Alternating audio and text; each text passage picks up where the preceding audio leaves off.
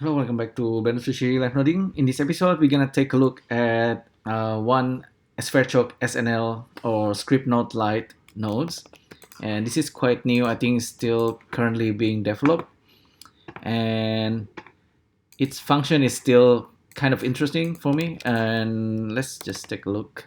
Scripted node light, and we're gonna pick this function. It's called whole. Where is it? Okay, whole in ordered polygons. All right. So it has the two inputs that you need to provide, vertex A and vertex B. And for that, I will be just using maybe n-gon. You can also use a circle. For a simple example, I will be using n-gon, and it's gonna be two different size. Let me save this as whole study, and the result will be maybe viewer draw for now. So it creates this something that looking like a ring. Turn on n-gon's tessellations. So if we bake it out, it looks like a ring, but this is actually that kind of polygon, and if you smooth it out, it's actually not connected.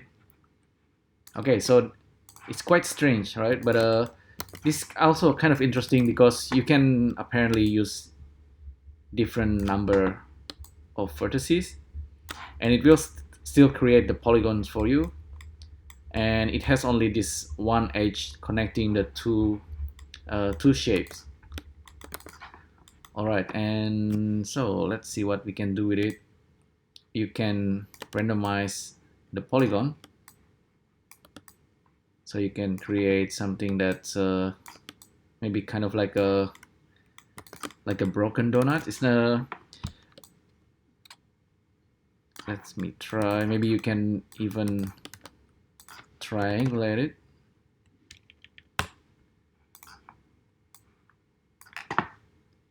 And it's still gonna work across. Okay, the triangulations seems to be a little bit weird. What I was expecting is that maybe when we connect these two, oh, actually, maybe we need to remove double before we triangulate it. Should be pretty interesting. That's actually covering the hole as well. Still kind of want to have the hole. All right, never mind. Let's try to kind of make a multiple circle via the seed, and that should be kind of interesting. So let's use range integer and make like a 10 number, generate 10 number and plug it into the seed, and now you have a bunch of them. You have actually 10 data coming in, and let's just use a grid 2 by 5 10, just plug it into the matrix, maybe 5 by 2 and increase the stepping. Now we have a couple more donuts.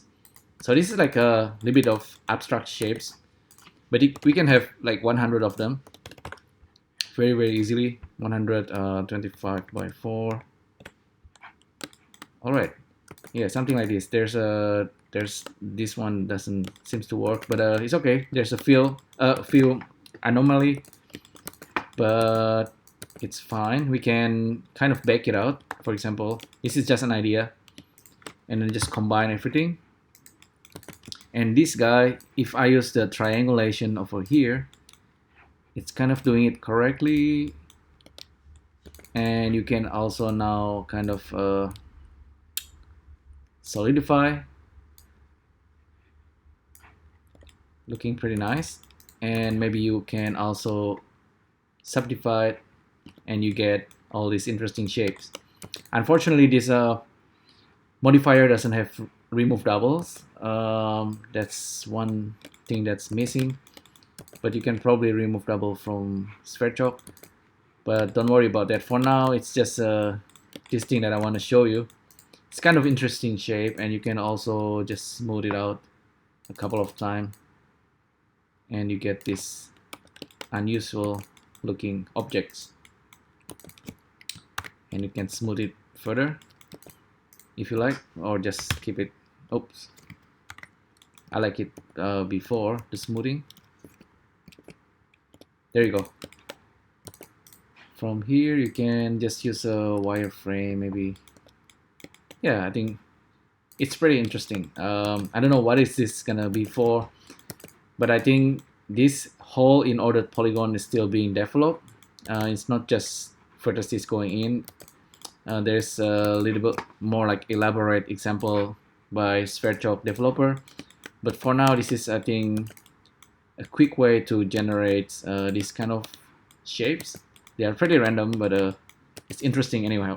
So yeah, that's pretty much it for this video. Thanks again for tuning in, and I'll see you next time. Thank you. Bye.